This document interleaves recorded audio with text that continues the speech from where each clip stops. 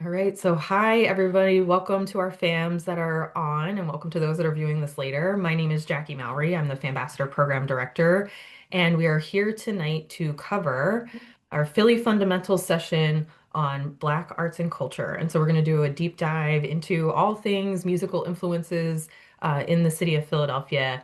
And for us, the most perfect person to lead that conversation is the legendary Patty Jackson. And so I thank you all for being here tonight, but I'm going to turn it over to Patty to kick the conversation off.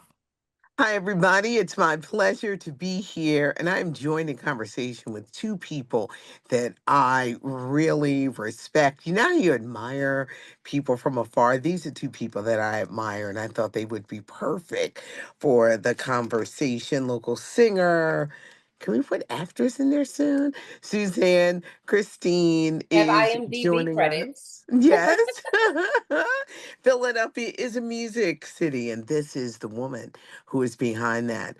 We also have the president of the Philly chapter of the Grammys. We just witnessed the Grammy Awards, Ramon Jones. It is a pleasure. I love you guys, admire what you do, and really want to talk about what's happening now, the music scene in Philadelphia. Of course, we always remember the past.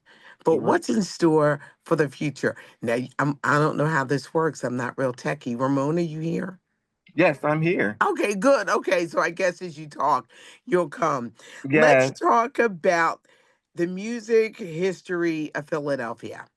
Back when jazz was extremely popular in Philadelphia, there were spots all over the place for music, from bars to places. Now you look at 2026, you don't have it as much.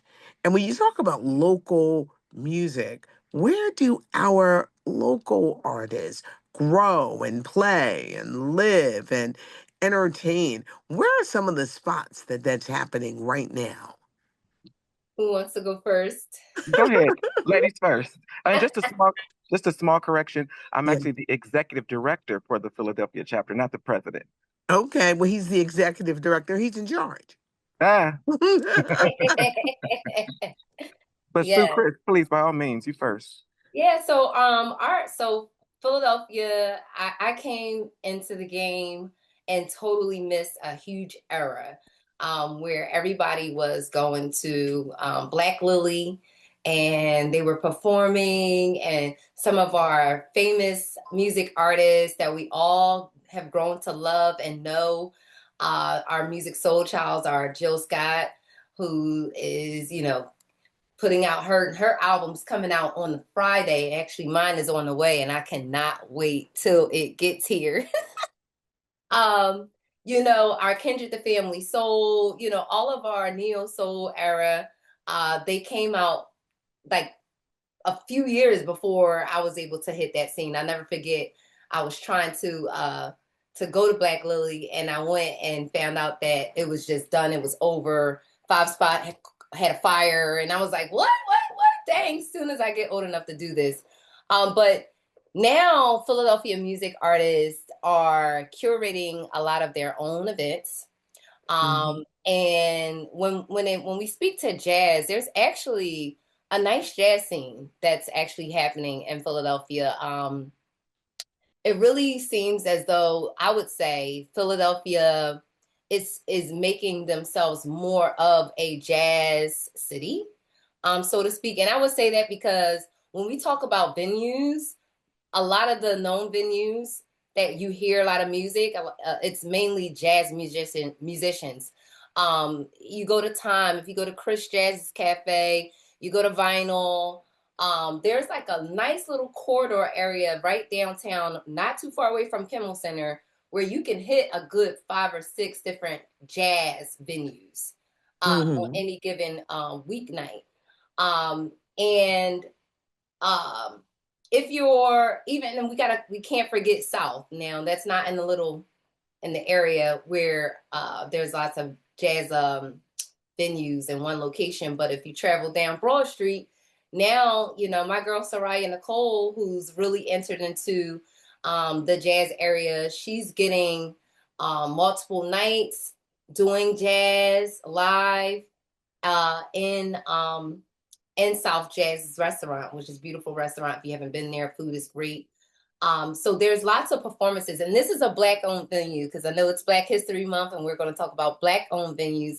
That's a Black-owned venue, South Jazz restaurant, and our artists are now really, if you're in the R&B world, that's where we kind of get it's like a little funky. We're trying to like make our own place because we used to have a place that I used to perform at all the time, Warm Daddy's, Black-owned restaurant, legendary place, where I was always able to curate my own performances, my own shows, sell it out, make good money, have my fan base, which loves to like sit down, eat dinner, buy drinks, and hear good performances.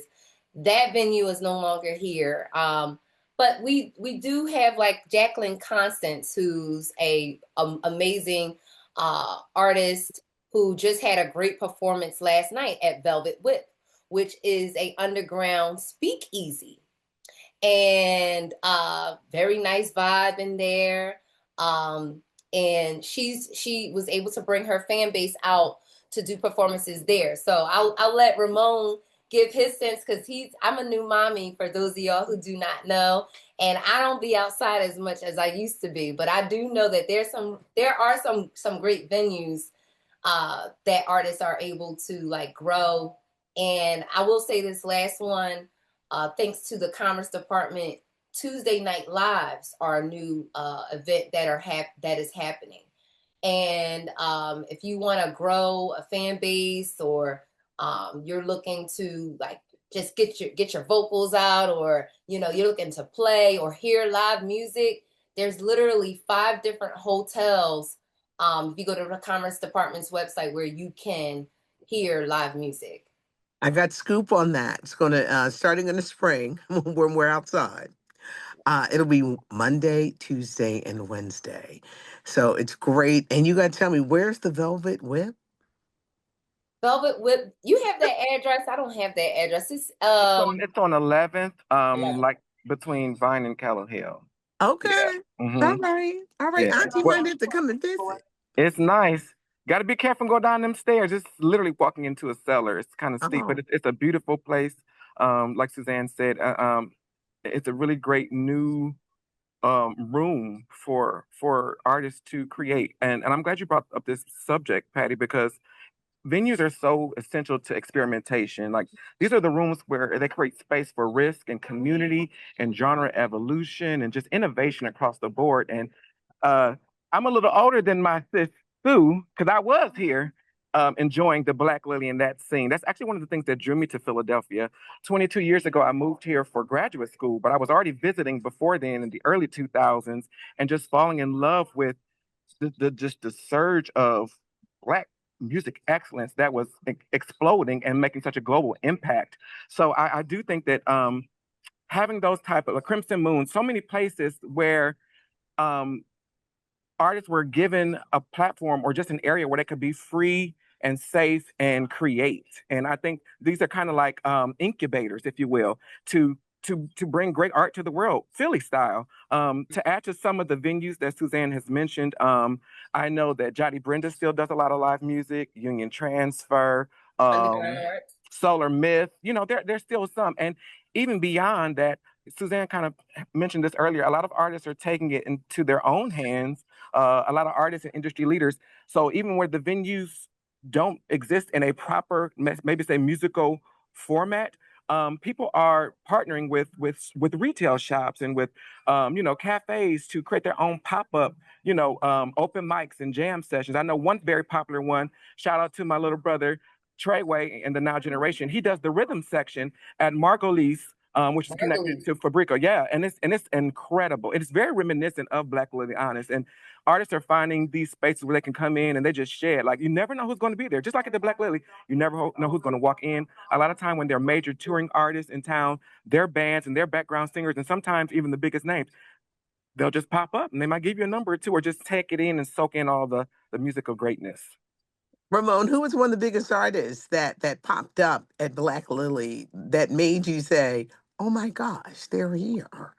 Well, you know what? I should probably. I mean, it was definitely for me, it was Bilal, because I was just such a fan, and I know some people might, in terms of like I'm not thinking in terms of like sales and like all that kind of stuff, and charts, but just his musical excellence. And I remember like running into like Jill and the Jazzy Fat Nasties, and I remember a very young Jasmine Sullivan. Had the privilege of knowing Jasmine personally since she was like 16 years old, just because that was that era, and it was just like, wow. And to see how so many of them have catapulted and stayed very relevant in the game over the years, because that's not easy too. We can't shy past that. But Philly music and Philly's presence in music continues to evolve, but remain globally relevant.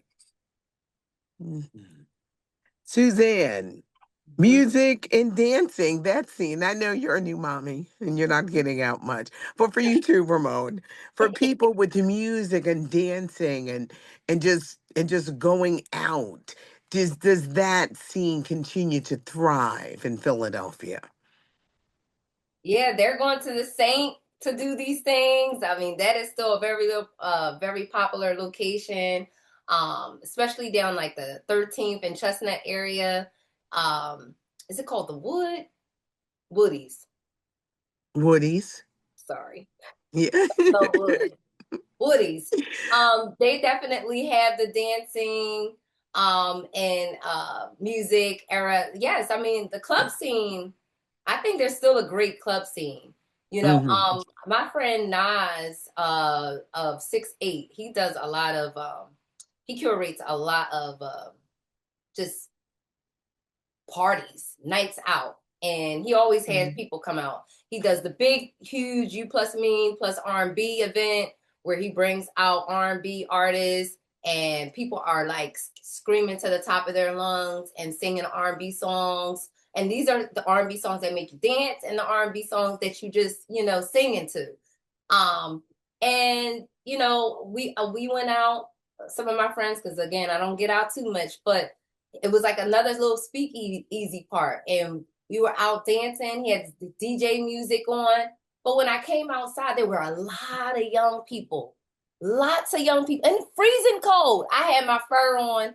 They didn't have any jacket on. I don't know how they did that, but they're outside because they just got finished, really dancing and sweating it out. So to answer your question, we still have that in our culture here in the city of Philadelphia.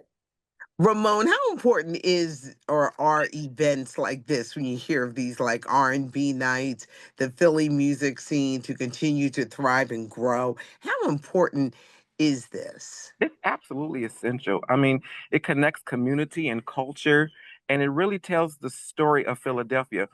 We all on this call know that Philadelphia is one of the greatest musical centers of the universe, but often, in comparison to even some other great American cities, Philadelphia has not done the best job about telling its story, um, in a very literal way. So many other cities have made music a priority in their local and state governments, and I know that we're so blessed that we have a very music forward um, mayor right now, and she's been very clear about her platform for the arts in general, but especially for music. So I'm excited about some of the changes and shifts that will come from that. But in general, just having these opportunities, I think dancing and music, it's a spiritual release, and we are a very spiritual people. If you think about it, just historically, religion, or spirituality has been the center of our culture way back to the motherland. You know what I mean? So it's like, and music and dance, it's a spiritual expression. It's a release from your body. A lot of it is a visceral reaction. You just feel it and you got to move or you got to sing. You can't let it go. It just hits you before you even know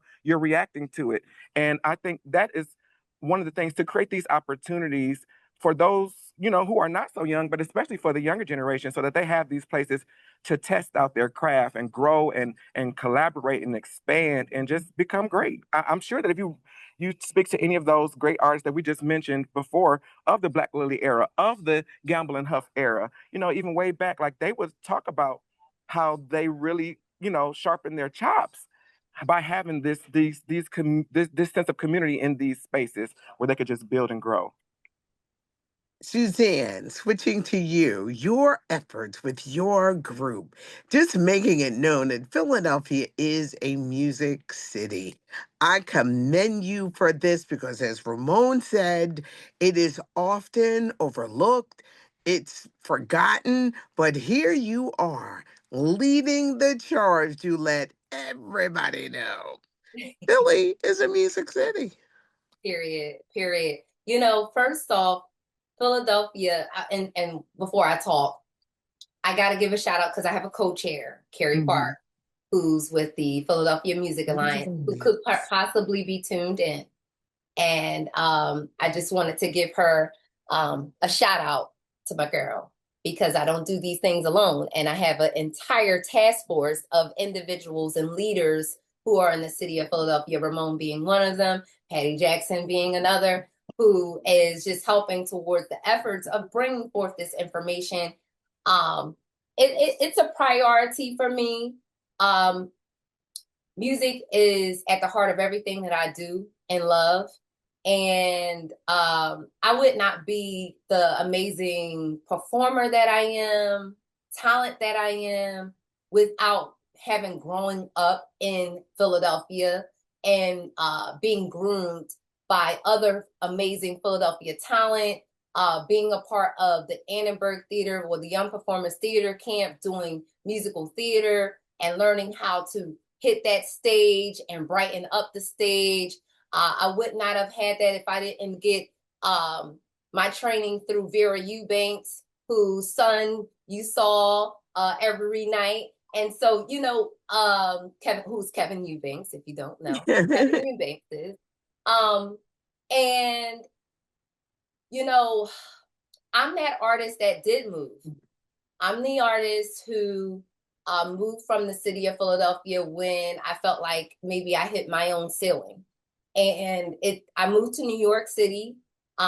It was lots of love and support. As soon as I moved to New York, I had a hit song, and it was like, New York embraced me tremendously. They put me on the radio, and I got more notoriety. But it was time for me to come back home. And when I came back home, I really feel like it was just divine. Me being a part of the Recording Academy as a governor, knowing that there was a task force before our task force that was just working on issues, policies, and just making Philadelphia the music mecca, known as the music mecca that we are. And resolutions were passed in city council prior to our current mayor that had not been activated. So I took it upon myself to reach out to Councilman Thomas, who had his ears wide open, and he paired myself with Carrie Park. And our first goal was for us to claim who we are, because what I've learned is that you have to call yourself something before the rest of the world will call you that, right? So we have to embrace who we are. We have to know who we are. It's time for us to educate those younger generations. I'm even still being educated in this process about who we are in Philadelphia, how we have made huge strides in music from the beginning of time. When we talk about Frank Francis Johnson being the first musician, African-American at that, who traveled across the seas to perform for the Queen and was big on publishing and was like one of the first people to do sheet music, have sheet music printed. And when we think about how Philadelphia was really the first place that gramophones were created. And so we're learning so much about the city of Philadelphia, our history, and what really makes us original is how we do our music, how we are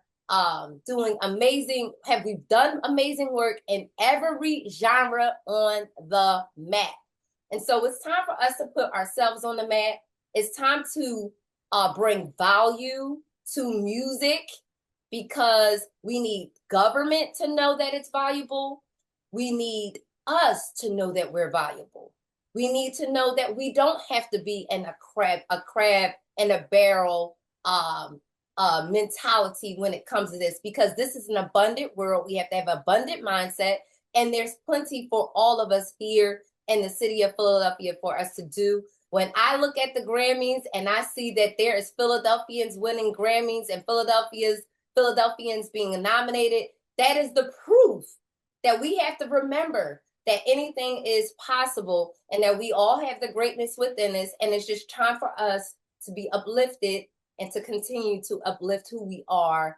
So I can go on, I could probably talk for an hour, but the original Music City, I'm just grateful that we are doing this work.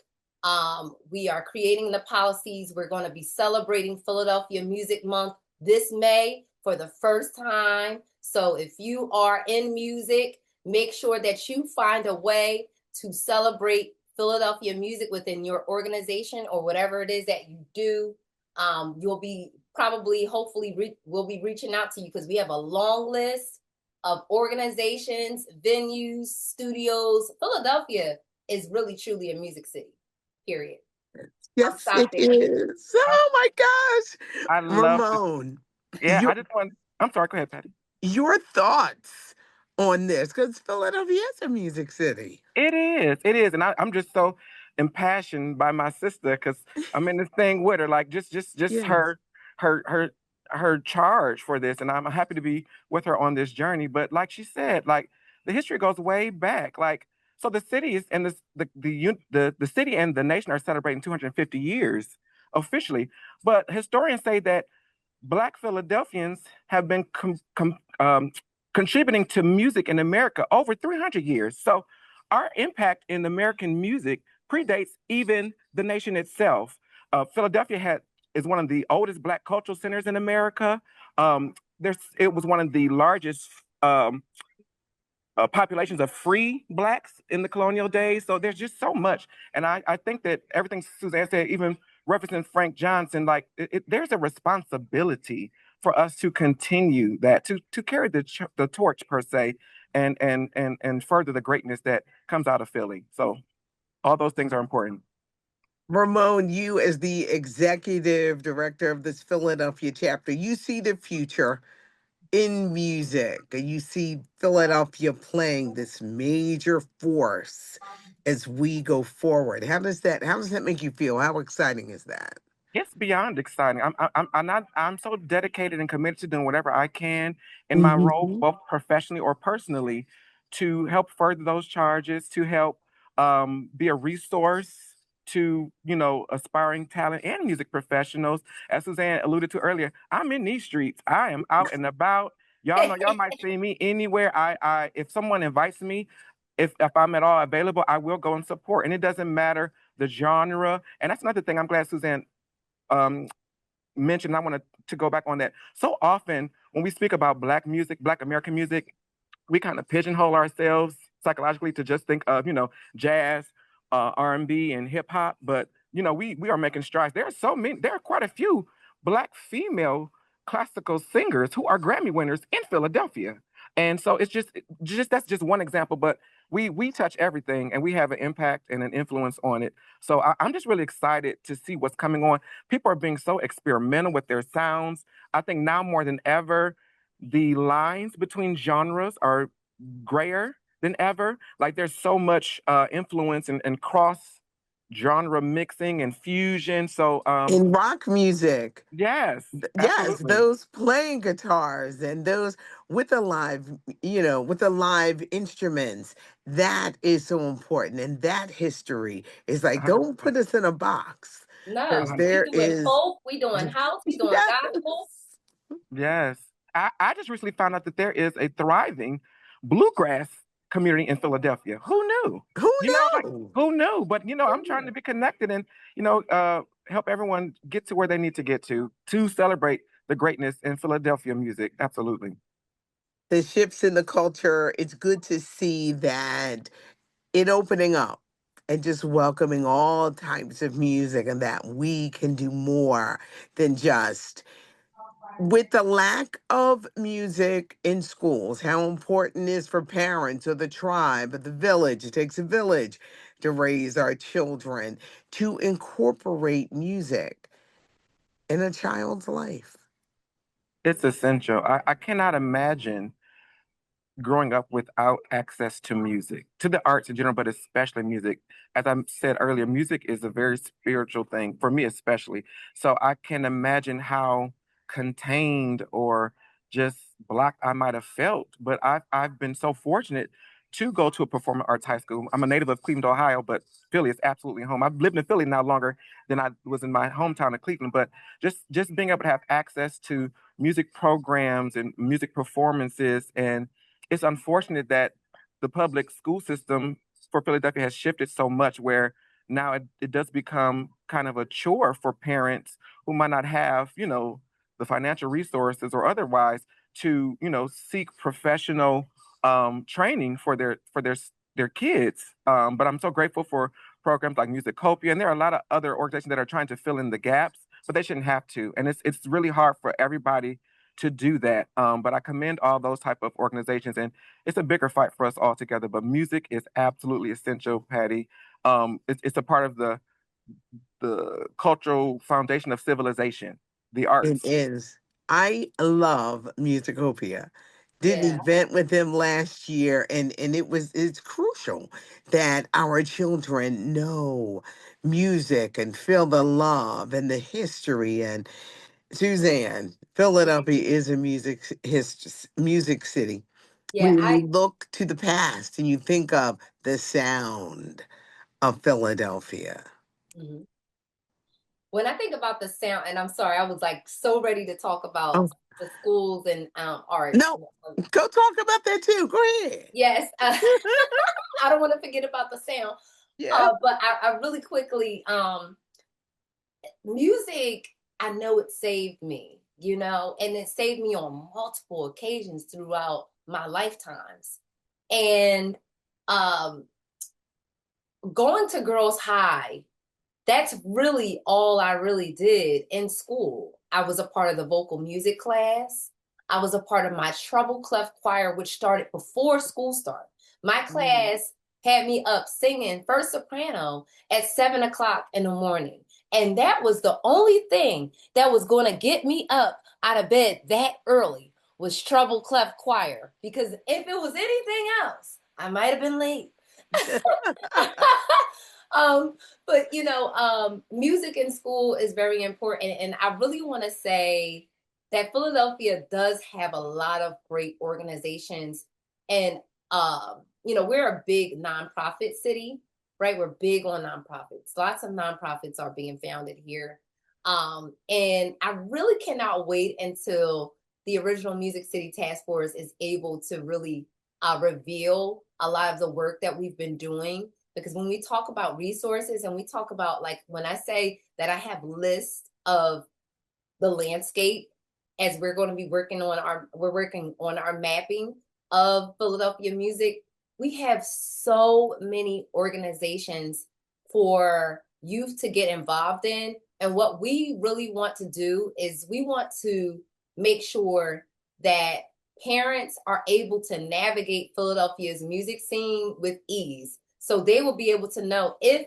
for whatever reason, their child is in a school that is not providing music opportunities and music outlets, that they'll know about whatever other free program they can go to after school or during the weekend that they can get involved in.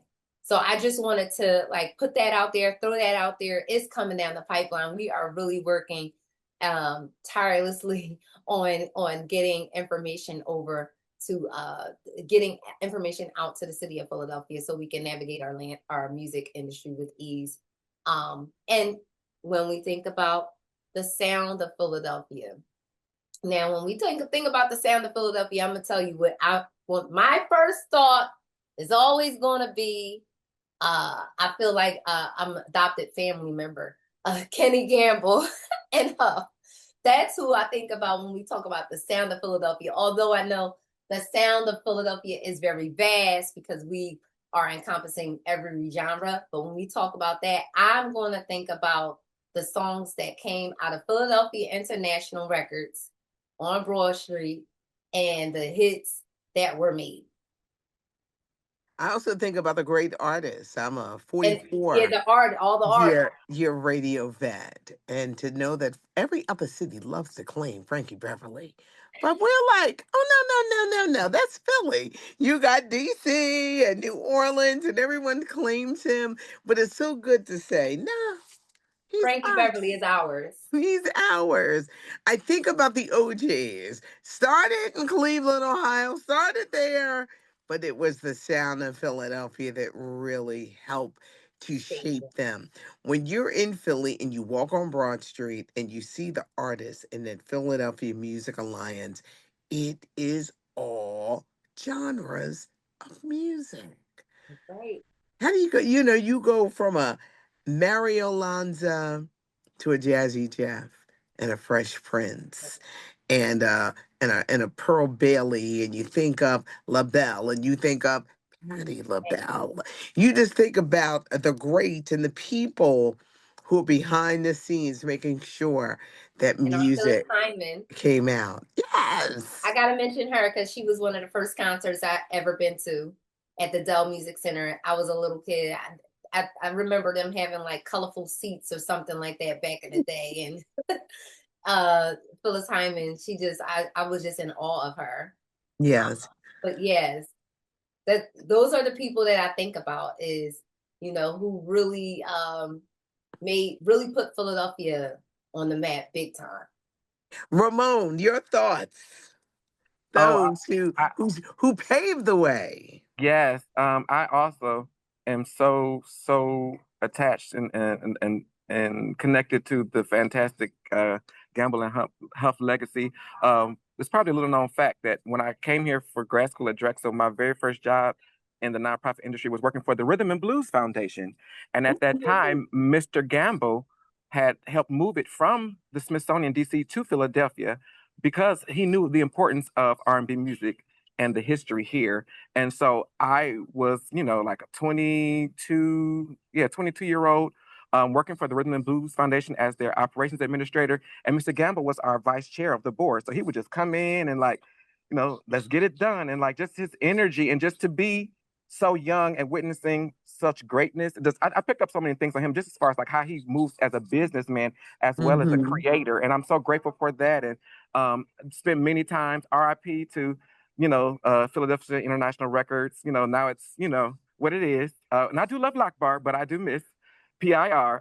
Having been able to walk through those corridors and in those rooms, and it was just the smell, like you could just smell the history. There was definitely a scent there. And it's just so great. Like I remember telling my family back home in Cleveland, shout out again to the OJs, but telling my parents and my, older family, like the people I was rubbing elbows with. I remember, seeing Patti LaBelle and just, all of the greatness that was just at, arm's reach.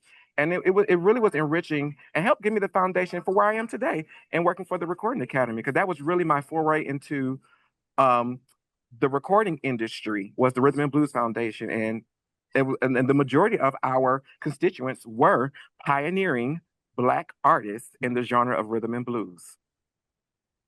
What do you see for the future? That's the greatest question. I don't know, and I don't want to. Sometimes I feel like when I try to anticipate or dream that I might even block something. You know what I mean? Like I just wanted to just be ready and receptive to whatever comes of it, because we have so many. Like I love Tierra Whack. I think she's so creative and so innovative, and like Yeah. there's so many artists that are just testing the limits and just breaking down these, preconceived barriers as far as what is and what should be. So I'm just excited to see what comes next.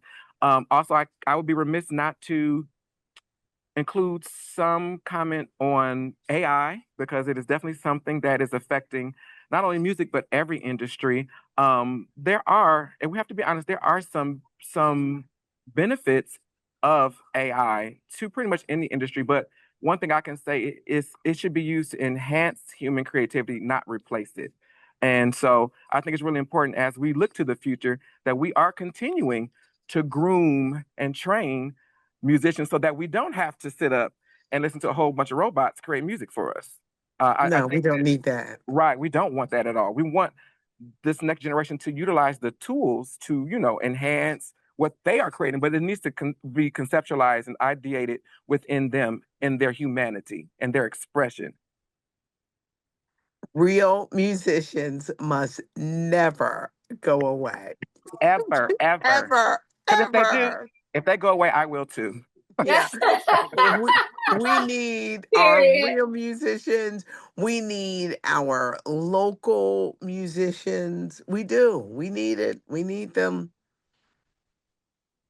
Most certainly. Suzanne, the future, what do you think it looks like? Or can you see it from your vantage point? Yeah, my vision, I mean, I have my vision, and what I envision is that Philadelphia music creators are going to be invested into. And they're going to be invested into because it is going to be a known fact that we are a pivotal part of Philadelphia's culture in our ecosystem. And economically, we have a huge impact. There's already been studies done. The Commerce Department has already shown that just in our nighttime economy alone, there's over $6.1 billion just of an impact of economic output here. Uh, and and this is within the music industry that I'm talking about. And so I believe that there's going to be more value because musicians will start receiving more economic development, and they will understand that they are a music business. They will operate more like music businesses. They will, because this is the informational era, they will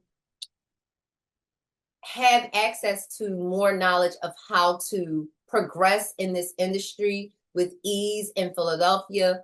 I believe that we are going to bring more very well-known music corporations like our Shazams and our Even.biz and more of YouTube music. I think they're going to be we're going to make sure that Philadelphia is a city that they feel like they need to be in.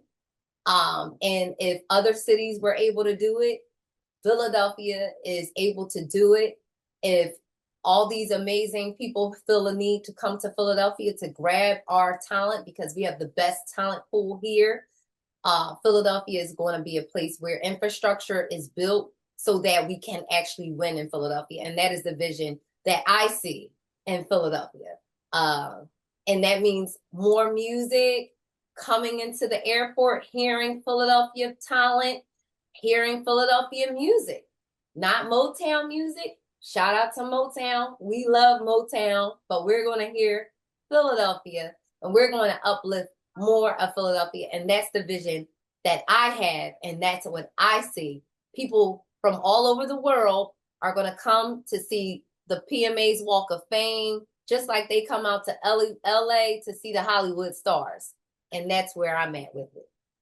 We are so grateful for those who are joining us. And if you guys have any questions that you would like to ask of Suzanne or Ramon, please, as you do, your chat things, please submit your questions. It's a conversation. We are so grateful that you are joining us here and really just talking about the music. I love how you brought up the business, Ramon, the business part of it, which a lot of people don't understand. We've Maybe. we've watched Unsung, we've watched Behind the Music, and no matter what color you are, no matter what genre of music you are in, if you don't understand the business, Yeah. it can It's mess you up.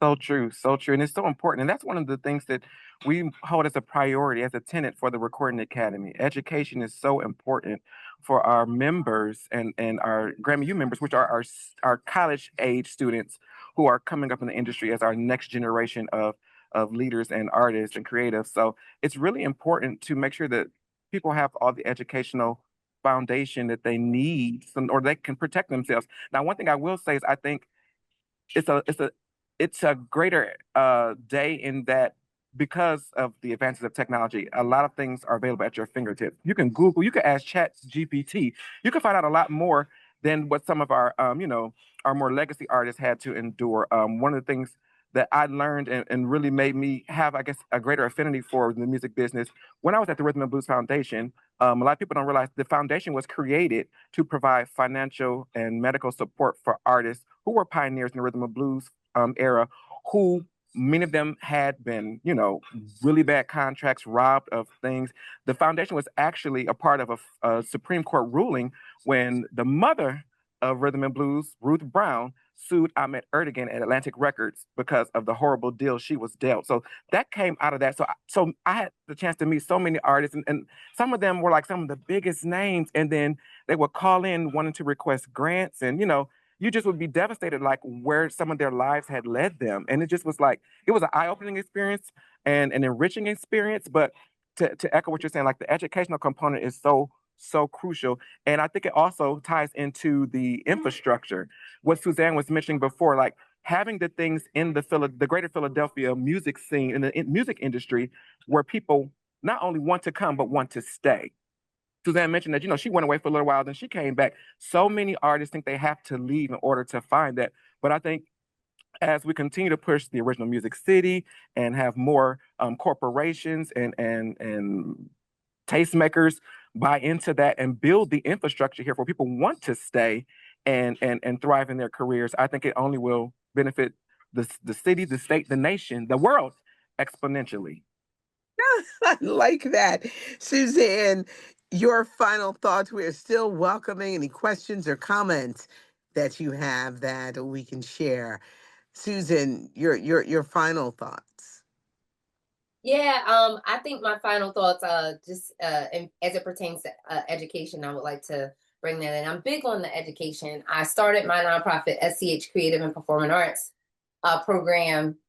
Initially, we were an after-school program that was helping, young talent get their feet wet in the arts, vocal music and musical theater, things of that sort. But we've evolved into our Fly Star program, which focuses on artist development and professional development. And we put them in front of icons like Patty Jackson, who gives them gems and gives them the game on how the industry works and what it's like to be in this industry, because a lot of times, you walk into an industry because you have talent, but you don't have a clue what the business side of it is and how to operate through it. And it's really important for us to get in front of it. Students or young artists are getting on TikTok, they're blowing up, and they have absolutely no clue about the business side. They don't know how to do an interview. They don't know how to speak. They don't know how to shine on stage and perform in front of the audience. And they don't know how to release the songs themselves, or like what the role of the manager is, or what roles they should build around them so that they could be successful. And, these are the things that I wish that I had because I didn't have them, So for me, I like to be solution oriented. And I also built a online music hub called Music Artists Universe, musicartistsuniversity.com, that has, like Ramon said, you can go Google things, but if you don't know what to Google, you won't be able to Google it. So we made this music hub, musicartistsuniversity.com. So when you log in, there's tons of resources, websites, and information, paperwork, documentation that you may need as you are in pursuit of your career or while you are doing your career. And it just really helps, artists as they are trying to maneuver in this industry. So education is very important, and it's important to get these types of programs, our Grammy U programs, these organizations that bring forth this information to our schools, in our schools. It's very important to get this information. I'm grateful that I was able to get our Fly Star program into Girls High, but we want to be able to see something like that move into many of the schools so that we can capture them before they go off to college or before they get too big and get taken advantage of. Are there any colleges or universities that offer degrees, you know, in music and getting into this? Absolutely, especially in our area. And many of them are participants in our Grammy U program. One of the biggest is Drexel's Music Industry Program. Special shout out to them. They have a fantastic program and some world-renowned professors who have done it. They've architected a lot of what the industry has become. So they know what they're talking about. It's just not theory, it's actual application. These people are tried and true and tested. And so Drexel has a great program. Also, Montgomery County Community College, shout out to them. Rowan University, Temple. There's so many schools. CCP, Community College of Philadelphia. There are a lot of great schools that are really offering immersive programs in different like tracks within the music industry. Whether you want to do PR, or marketing, or A&R, or production, and many of them have built world class studios, world class facilities. Like especially one of the biggest things now is spatial audio. So Atmos and things like that. And some of these studios will blow you away. Like top tier quality studios, like something you would see in LA or New York, from some of your favorite artists who only Yeah. book in certain places. But there's a lot of great education going on in our region for those who want to pursue careers in the music industry. Is there a website listing where we can find like Black cultural events? That's a really good question. I'm not sure off the top of my head, but I think that it needs to be one just But because Patty yeah. Jackson said so. Absolutely. This was one of our Well, I'll questions, say and I'm this. sure there is. I have to answer that question. So I had to Okay. think about it, but there is. BlackSoulSummer.com. Okay. Thank you for Black that. Soul Summer. BlackSoulSummer.com. They are actually involved in our task force too. And they have some events that are going to be coming up for the month of May for Philly Music Month. And shout out to our guy Melvin, who's one of the founders behind that Black Soul Music. Mm-hmm. And this is for Black culture in general, Suzanne, or is this Black music related events? No, The question was about Black cultural events. yeah, it's Black. Yeah. They're Black cultural events. Oh, Black Soul cool. Summer. BlackSoulSummer.com. I Black learned Soul something. Summer. Okay. Ramon, we're going to have you give your final thoughts, but wait, this was a good one. This is very hard for me. Uh-oh. Naming your favorite Philly music artist. Is this is hard because This, I play so many artists from yes. Philly. So I'm gonna break it down to two. I can't name just one. For me, Patti LaBelle and Jill Scott. Watching her grow from the beginning to see her now. We just did an event with her that was amazing. And she's using musicians on the album. And I just love her spirit and her love of music. Ramon, we'll start with you. Uh, I I know you said this is hard, but I think this task is impossible, Patty. Uh, Yeah. I'm amazed as such an icon and a legend that who've touched the lives of so many of the great artists. I'm surprised you were even able to get out one name because it's so hard for me, and I don't even have the level of connectivity and experience that you have had. But for me, I am such a singer based person. I love a great performer, but I love like a singer. So for me, I would have to say one of my top, and I still think that she's one of the most underrated is Jasmine Sullivan. Her instrument is Oh, yeah. otherworldly. It's not to be played with.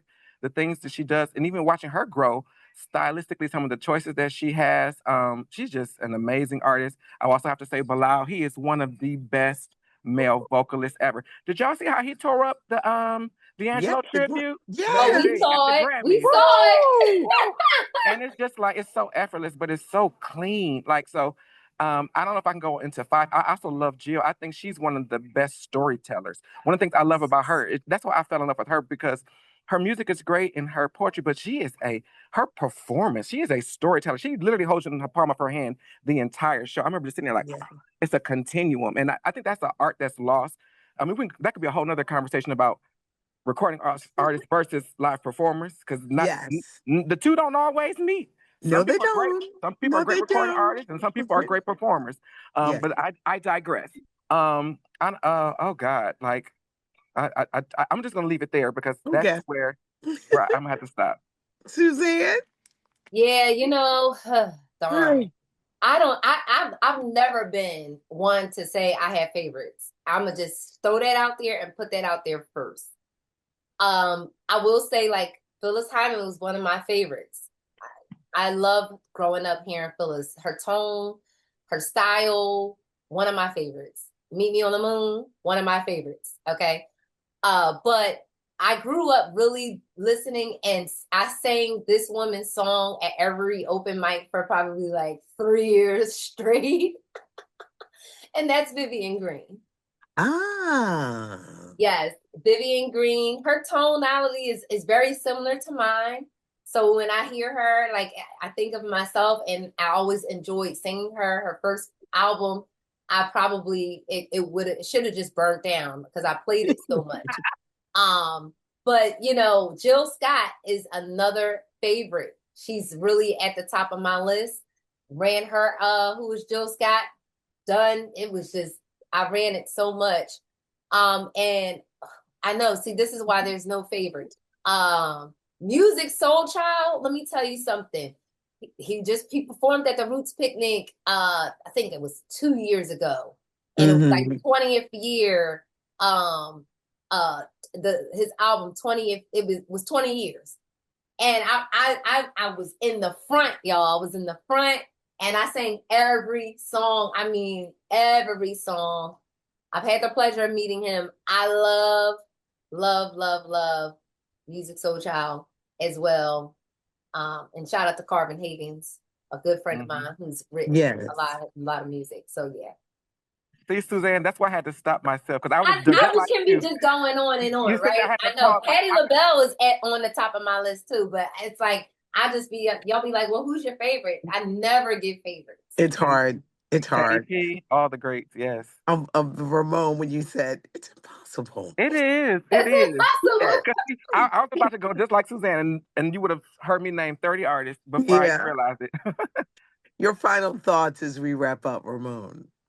um, In thinking about Philadelphia, its impact to culture, Black Philadelphia's impact on culture globally, I'd like to just say Philadelphia doesn't just produce music, Philadelphia produces movements. I like that. I'm sorry, I didn't mean to cut you off. This is right. Can I answer that question? My final thoughts. Yeah. Philadelphia needs to continue to support Philadelphia. Love on Philadelphia music.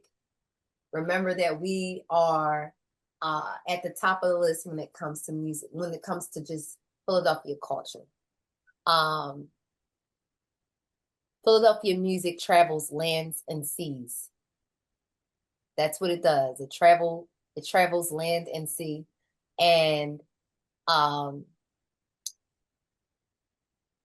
take a deep dive into your local talent. Take a deep dive because you may find some new favorites. We have a plethora of amazing Philadelphia vocalists in every genre. We have a plethora of Philadelphia rappers that are coming out. I do want to give a shout out to Friday, who was also recently Grammy nominated. He's from Philadelphia, and I got a chance to run into him on our way out to the Grammys last week. And I just want to I want you guys to put Philadelphia music to the forefront of your minds because we bring impact, and I don't want y'all to think that, I've heard a lot of things that R&B is dead and this is dead and that. It's not true. It's not true. It's very much well alive. And all you got to do right now, the landscape of music is so many music artists that you can get lost. But you take a deep dive and look into Philadelphia music artists, and I'm sure you will find some very great gems. Suzanne, where can we find you? People, watching this, they want to know more. Give us your social media. Yes, follow me at Suzanne Christine, and I am the unique Suzanne spelling. So that's Suzanne with no E, SUZANNCHRISTINE. My hashtag is SUDAT, which stands for Spiritual, Unique, Divine, Artistic, and Thankful, because that's who I am, very thankful. And you can also follow my nonprofit at SCHCAPA on Instagram or on our website. I'm allthingssuzannechristine.com. Ramon Jones, the executive director of the Philadelphia Grammy chapter. How can people find you? Well, I'm not the biggest social media person, but I do have an IG presence. You can find me at Ramon Miguel Jones. It's a little long. My full name, RamonMiguelJones. That's at Ramon Jones. And you can also reach me at ramon.jones@grammy.com. But those who have joined us during this conversation, we thank you, thank you, thank you. I could not have picked two better people to have a conversation with because conversation and dialogue is important. Ramon, thank you. I love you. Suzanne, thank you. I love you. Thank you guys Thank you for too. Thank joining you. us as we celebrate Philly 250. Boy, oh boy, this is a great year. I'm Patty Jackson, Auntie of Pop Culture. Thanks for joining me. WDAS. Have a great evening. Thank you, everyone. I just, sorry, my internet keeps freezing, of course, at the very end, but I want to thank you all. I feel like I was trying to write down all the names of the places, Yeah. venues you were naming. I'm gonna have to go back and rewatch and share it with everyone because it was so great. I'm We have a looking forward. whole list. We can't wait to get this list out. I know it's Yes. like it's an itinerary all on its own to share with the ambassadors, for them to share with family and friends when they come in. I can't wait to see all the events in May. We will be telling the fan ambassadors all about them. Um, I know there's a few questions that came in late, so I'm going to encourage folks to connect with you all on social to get some answers there. But I did just want to share with everybody real quick before you log off this evening some other events that we have going on this month. The first is that you have the opportunity to win a pair of tickets to join us at Temple's basketball game on Sunday. It is February 15th, or as we are calling it, 215 Day. I'm claiming that area code. I'm sticking with it. I'm not losing it for as long as I can live. So if you scan that QR code, you can enter for a chance to win two tickets and join us to celebrate Hooter's birthday. We will have our monthly happy hour at Two Locals Brewing, the first Black-owned brewery in Pennsylvania and in Philadelphia in West Philly on Thursday, February 26th. Ramon, Suzanne, Patty, if you're around and want to join us, please do join us on the 26th. I'm also really excited to announce this group gets the exclusive on next month's Philly Fundamentals, which is going to be all about how Philly is becoming a women's sports town. We're going to talk about the WNBA coming. How did it get here? What it's going to happen? I'm so hyped Mm. for this conversation. We're going to have Alex Sykes from the Philadelphia Sisters. We're going to have Jen Leary from Watch Party PHL and Stoop Pigeon about rallying folks in bars around women's sports. And it's all moderated by Renee Washington, former professional soccer player, as well as a sports broadcaster. So you can sign up for that starting now. And if you have not yet joined us at Fam Camp, we're offering it two more times this spring before the summer really kicks off into full gear. So if you can sign up for that, there's still space. They do sell out, so I'd encourage you to grab your tickets early. This is just some other stuff that's happening. We got a lot going on in Famland, but I really just want to thank Patty, Suzanne, Ramon. Thank you so much for taking time out of your evening to share Thank all of this you. insight with the Thank you. Fambassadors. I love it. Thank you for doing what you do for our city, hyping it up, taking it with you, wearing it on your sleeve everywhere you are. So thank you, thank you, thank you. Thank Thank Thank you. you. you so much. Really Yes. appreciate you having us. Yes. Very Thank grateful. you. All Thank you right. so Have a much. good night. Safe travels, Thank Ramon. We'll talk Thank you. soon. thank Okay. you.